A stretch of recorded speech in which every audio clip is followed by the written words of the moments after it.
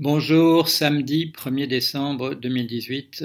Si vous êtes à Cannes, n'hésitez pas tout à l'heure à 14h45 à venir assister à l'espace Miramar au débat entre Monsieur Nicolas Bavrez et moi-même. Vous savez que nous ne situons pas tout à fait au même endroit sur l'échiquier politique et donc nous aurons des choses intéressantes à dire sur l'avenir de l'homme.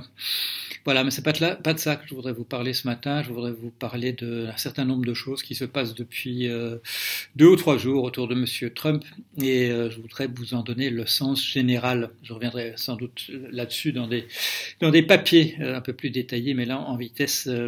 Qu'est-ce qui s'est passé? On a eu affaire au fait que la commission Mueller a dit qu'elle n'avait plus besoin de Monsieur Paul Manafort, qu'il mentait de manière systématique et que par conséquent elle allait se passer de ses services et le faire passer en jugement immédiatement, où il risque, ne serait-ce que pour ce sur quoi il a déjà été condamné de l'ordre de 7 à 10 ans de prison.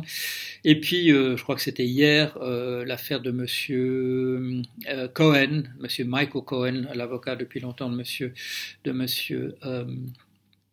Trump, qui est inculpé pour avoir menti sur la durée des discussions qui ont lieu entre lui et différents interlocuteurs en Russie à propos d'un projet immobilier de Monsieur Trump Tower à Moscou. En fait, déjà lors de la présidence, Monsieur Michael Cohen négociait la construction d'un immeuble à Moscou, et en particulier avec une personne qui était la représentante d'un adjoint immédiat de Monsieur Poutine. Alors, on se pose la question de savoir, moi-même je me suis posé la question de savoir tout au début, qu'est-ce que c'est que cette histoire de ne plus de rejeter la collaboration éventuelle de Monsieur Manafort. Monsieur Manafort a joué sur 2 tableaux.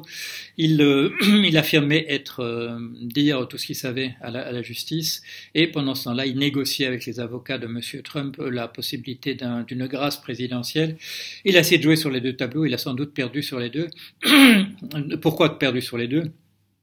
Parce que Monsieur Trump ne sera probablement pas dans les mois qui viennent en position de pouvoir accorder une grâce présidentielle dans la mesure où il ne sera plus président. Quel sens général ont ces deux événements qui pourraient être considérés comme déconnectés, puisque M. Manafort n'a encore parlé jusqu'ici que de questions qui sont essentiellement des questions d'évasion fiscale de son côté, à des tailles, je dirais, astronomiques qui permettent qu'on le condamne à des peines de prison de 7 à 10 ans. Monsieur Cohen non plus n'a encore rien parlé qui puisse apparaître, rien dit de ce qui pourrait apparaître comme véritablement une collusion avec la Russie. Mais qu'a fait Monsieur Mueller? Il a, à l'occasion de ces 2 affaires, produit des documents très disert, extrêmement longs, donnant moult détails. Pourquoi ces 2 documents donnant moult détails? Il faut souligner d'abord que c'est la première fois que Monsieur Mueller s'occupe véritablement de Monsieur Cohen. Jusqu'ici, Monsieur Cohen a été inculpé sur des questions qui relèvent de cours locales aux États-Unis, qui ne relevaient pas directement de sa commission à lui sur la collusion avec la Russie. Que fait-il? Il produit de longs documents, et c'est le but de la manœuvre, c'est de produire ces 2 longs documents donnant des détails extrêmement précis sur tout ce qui a pu se passer à tous les niveaux. Qu'est-ce qu'on fait? Qu'est-ce que M. Mueller fait avec ça? Il essaye purement et simplement de pousser M. Trump à la démission.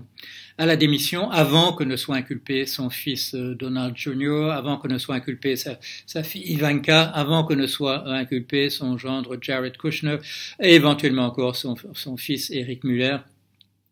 Monsieur Mueller lui dit, regardez la taille de mon dossier. C'est exactement ce qui s'était passé dans l'affaire Al Capone. Al Capone arrêté pour fraude fiscale, et on lui montre le dossier. Voilà, je vais vous montrer le dossier, il va jusque là. Voilà. Et est-ce que vous voulez qu'on sorte les autres pièces? C'est ça que fait Monsieur Mueller en ce moment.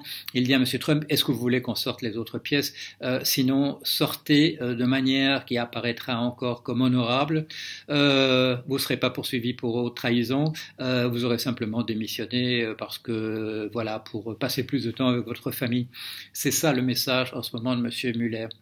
Monsieur Trump s'était laissé prendre, comme beaucoup de commentateurs, au fait que Mueller n'était pas intervenu du tout pendant la période préélectorale des midterms. Il avait raison de le faire. Ça aurait paru incorrect de faire des choses, de dire des choses qui semblaient peser sur le résultat des élections. Les élections sont passées, je vous l'avais dit. Il ne se passera pas beaucoup de temps avant que Mueller avance de nouveau ses pièces. Et là, il est en train d'essayer d'écœurer M. Trump en disant « J'ai des tonnes de choses que je peux montrer. Je vous en montre ici un petit échantillon avec M. Manafort. Je vous en montre un autre petit échantillon à propos de M. Cohen.